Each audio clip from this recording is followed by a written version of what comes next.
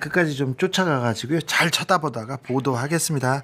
윤석열 구속영장은 기각됐습니다. 내란 특검은 차분하게 플랜 B. 자, 출석해라 요구했습니다. 네, 어제 이제 영장이 기각돼서 이게 너무 화가 난다 이런 분들 많았는데 특검은 예상했던 일이다 이런 반응을 내놓으면서 28일에 그럼 출석해라 이렇게 요구를 했어요. 28일이요? 당장 내일 모레요? 네, 토요일입니다. 네. 그러니까 윤석열 변호인단이 이걸 뭐라고 얘기했냐면 이게 굉장히 졸렬하다 이렇게 얘기를 했어요. 네. 그러면서 하지만 당당히 출석에 임하겠다 이렇게 얘기를 했습니다. 그런데 또 지금 다른 얘기합니다. 네, 그런데 태도가 또 바뀌었어요. 당당히의 사전적 의미가 분명히 있을 텐데 당당하다의 의미가 윤석열이 생각하는 당당하다는 9시까지 오세요 이렇게 했는데 나 10시에 비공개로 나가게 해줘 이렇게 지금 요청을 한 거예요. 당당하게 야 니네 9시에 나오라고. 나 그렇게 못해. 10시 이렇게 한 거예요. 그리고 비공개. 그러니까 특검이 오늘 발끈했습니다. 전직 대통령 누구도 지하로 출석한 적이 없다. 그리고 이미 출석 일자랑 시간이 공지가 됐는데 비공개로 나온다는 게 무슨 말이냐. 다만 10시로 늦춰달라고 그거는 그럼 받아줄게. 그 대신 예외는 없다. 공개 1층으로 들어와라. 이렇게 얘기를 했고 일단 윤 대통령 측, 윤석열 측 변호인단은 이 부분은 받아들일 것 같습니다. 자, 그러면 지금 포토라인에 서는다는 거죠. 왜 이러는지 아세요? 왜 이럴까요? 윤석열 검사 시절입니다. 국정농단 수사할 때 이런 얘기했어요.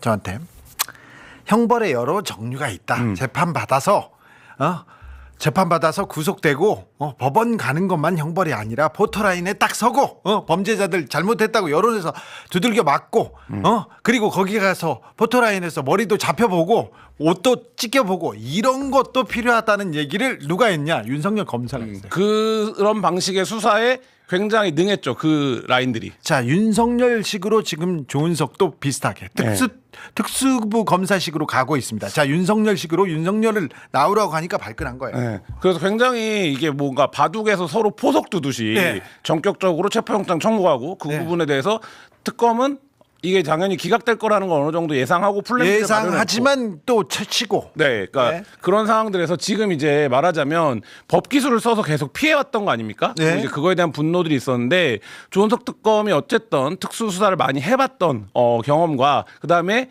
이들이 어떻게 움직이는지를 누구보다 잘 아는 사람 중에 한 명 아닙니까?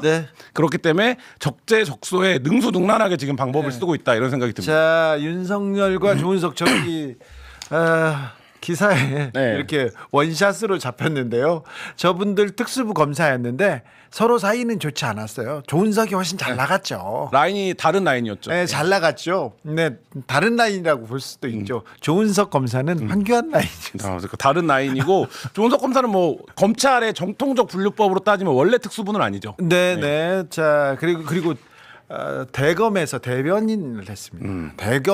대변인을 해서 언론 플레이에도 굉장히 좀 능력이 있는데 자, 두 분의 기싸움 한번 지켜보겠습니다. 자, 내란 특검이 한 발짝 더 갑니다. 야, 너 불러서 뭐 할 거냐면은 계엄 국무회의 따질 거야 이 얘기를 합니다. 계엄 국무회의라고요? 오, 첫 수사가 이쪽이라고요? 와, 이게 지금 이것도 역시 예상에서 벗어나는 수순이에요. 그렇죠. 왜냐하면 체포영장을 청구했던 혐의는 이게 아니에요. 체포영장을 청구했던 혐의는 본인에 대한 체포를 경호처를 활용해서 저지하고 그래서 그거 먼저 수사하고 그거 하고 또 다른 데로 가겠지 했죠. 그거를 수사하고 아마 그 부분을 준비를 하고 있었을 겁니다. 그런데 그게 아니다. 우리는 지금 계엄 국무회의로 바로 간다. 이거를 이제 언론에 흘렸어요. 이 얘기는 뭐냐면 지금까지 국무위원들에 대한 조사가 제대로 이루어지지 않고 있습니다. 않았습니다. 안 했죠. 이 부분에 대해서 윤석열을 꼭지점으로 해서 전면적으로 치고 들어가겠다 이런 의지를 지금 보여주는 거고 이 부분에서 그러면 윤석열이 내가 가서 만약에 본인이 출석에 당당히 응하겠다고 나왔는데 진술을 거부하면 명분이 안 서거든요. 그러면 이거는 진술을 거부하네 우리 다시 영장 칠게요 이렇게 나올 거예요 아마. 그렇죠. 그럼 뭔가를 진술을 해야 된단 말이죠.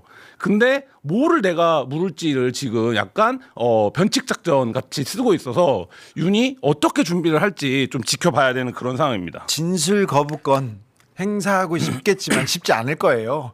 윤석열이 입을 닫는 게 너무 어려운 사람이기 때문에 자, 그러면 국무회의 과정을 따져본다고 하면 자, 윤석열 다음에 한덕수, 최상목 줄줄이 갈 거예요. 국무위원들이 줄줄이 갑니다. 그리고 내란 특검에서 지기현 시무정도 들여다봅니다. 네, 그 사건도 지금 넘겨받았는데요. 이 사법정의 바로 세우기 시민행동이 이제 고발한 사건이 공수처에 있었었는데 이 사건이 이제 내란 특검으로 24일날 이첩됐다라는 게 확인이 됐습니다. 이상했잖아요. 윤석열 석방 어떻게 석방됐지? 그러니까 그 석방 사건을 보겠다는 거 아닙니까? 네, 맞습니다. 그렇게 되면 이게 어떤 과정을 통해서 석방 결정이 이루어지고 왜 검찰은 즉시항고를 하지 않았는지 네. 이 부분에 대해서 권한이 바르게 사용된 게 맞는지 이걸 이제 들여다보게 될 텐데 이게 이제 과연 어떻게 그러니까 심우정 총장이 아직 현직 신분이기 때문에 네. 이 부분이 또 어떻게 흘러갈 것이냐 이것도 굉장히 좀 지켜봐야 되는 부분이 있고 네. 저는 심우정이 버티는 이유가 수사를 받기 위해서라고 봅니다. 수사를 지금 막기 위해서 받기 위해서. 받기 위해서. 그래서 검찰 수사 네. 검찰 수장으로서. 네. 그래서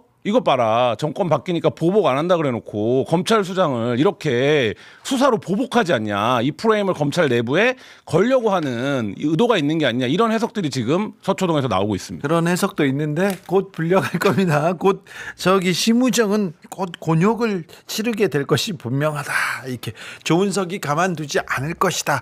조은석 특검의 성패에 가장 크게 이렇게 가중치를 줘야 될 것이 조은석 특검이 그 내란 특검이 검사들을 어떻게 수사하는지 지켜봐야 돼요. 맞습니다. 그게 가장 난이도가 높고 심우정. 네. 그러니까 지금 김주현. 특검만 할 수 있는 일이기도 합니다. 네. 김주현 그런 사람들 다 처벌 받을 거예요. 조은석 잘할 것 같습니다. 커리어 하이 찍고 어디로 올라갈 수 있잖아요. 그렇습니다. 출석하다가 윤석열 계란 맞으면 알아 놓을 듯 그런 게 싫은 거예요. 가다가 옷 잡히고 네. 가다가 뭘 밭 잡히고 옛날에 최순실 생각해 보세요. 최순실 가다가 네.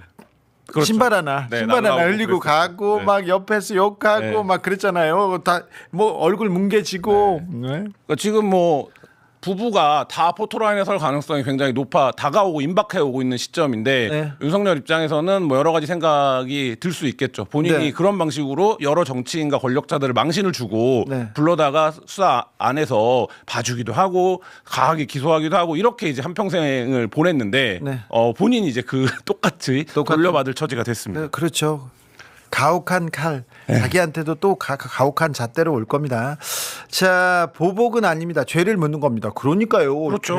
죄를 졌는데 도둑이 잡았더니 막 보복한다고 네. 이렇게 얘기하는 걸 누가 지금 받아들일 수 있겠습니까? 조의대 양승태 처리해야 되는 조의대 양승태 거기까지 갈 수 있을지 국정농단 특검 때는 사법농단도 이렇게 수사했지 않습니까? 그렇죠. 양승태한테 치고 가는 임종원한테 치고 가는 그 특검의 기세는 아주 대단했어요. 그땐 잘했는데. 네, 기세가 있었죠. 그때 잘했는데 네. 자 지금 이 기세로 지금 조은석 특검이 윤석열을 단칼에 잡으려고 합니다. 그래서 윤석열 변호인단도 꿈틀합니다. 이럴 수는 없다고 한마디 합니다. 김계리 여사 나오셨네요. 네. 개몽용 여사. 그래가지고 검찰에다가 경호처 간부들을 고발했어요. 저는 이거를 보면서 어쩌기. 이 윤석열의 성정이 나오는데 이게 고발 내용이 뭐냐면 경호처 간부들이 비합헌 통화 기록을 경찰에 이미 제출했는데 이게 불법 제출이라는 거예요. 제출해야죠. 네. 아니 그리고 그 제출 여부의 적법성을 떠나서 이 경호처가 마지막까지 윤석열을 위해서 얼마나 네. 헌신 봉사를 했습니까? 그 사람들 다 윤석열 때문에 다 감옥 가기 생겼는데. 맞습니다. 지금 대기 발령자가 십수명이고 네. 옷 벗어야 되는 사람도 있고 처벌받아야 되는 사람도 있는데 그분들은요 가장 이렇게 애타는 게 뭐냐면 연금 못 받을까. 그렇죠. 공무원들은 대부분 박봉입니다. 박봉인데 나라와 국민을 위해서 봉사한다. 그래도 내가 열심히 하면 20년 이상 하면 연금 나오니까 네. 연금을 보고 달려가는 사람들인데 그 사람들 연금 못 받을까 봐 걱정이 이만저만이 아니에요. 네, 맞습니다. 그런데 어쨌든 그렇게 본인이 활용했던 관저를 요새화할 때 이 경호처를 막상은 고발했다. 본인이 조금만 요만큼만 불리하게 돼도 그거를 금방 돌아서는 이 성정을 보여주고 있고 지금 사실 넓게 보면 군에 대한 입장도 마찬가지 아닙니까? 네. 군 간부들 그러니까 본인을 위해서 계엄에 동참하려고 했던 간부들을 거짓말쟁이로 몰아세우고 있는 게 지금 윤석열과 그 변호인단입니다. 예. 법을 좀 준수해야 되는데 법을 잘 모르는 것 같아요. 이걸 고발한다고 해서 이게 되겠습니까? 아유 정말 그냥 아무거나 해보는 겁니다. 자, 김용현은 구속영장 재발부됐습니다. 네. 재구속됐어요? 석방을 3시간 앞두고 재구속됐는데요. 네. 어제 하루 종일 이 건 때문에 서초동이 엎치락뒤치락 했습니다. 왜냐하면 김용현이 계속 기피 신청, 회피 신청을 냈어요. 네. 그래서 그거를 구두로 즉석에서 기각하는 일이 3번이나 이제 반복이 됐고, 뭐 그런 과정을 통해서 어쨌든 어제 최종적으로 구속영장이 발부가 됐습니다. 네. 그래서 앞으로 6개월 더 최소한 6개월 더 이제 구속 상태로 네. 수사를 받게 됐습니다. 6개월이 아니라 60년 더 그 자리에 계실 거니까 좀 편안하게 계세요. 뭐 다른 거 생각하지 마시고요. 그런데 이 와중에 옥중 입장문을 냈습니다. 김용현. 네, 그렇습니다. 그 애국 시민들을 상대로 하는 입장문을 냈는데요. 존경하는 애국 국민 여러분이라고 시작하는 글에서 보면 많은 분들이 석방을 기대하고 계셨을 텐데 성원에 보답하지 못해 송구하다 뭐 이렇게 얘기를 했고요.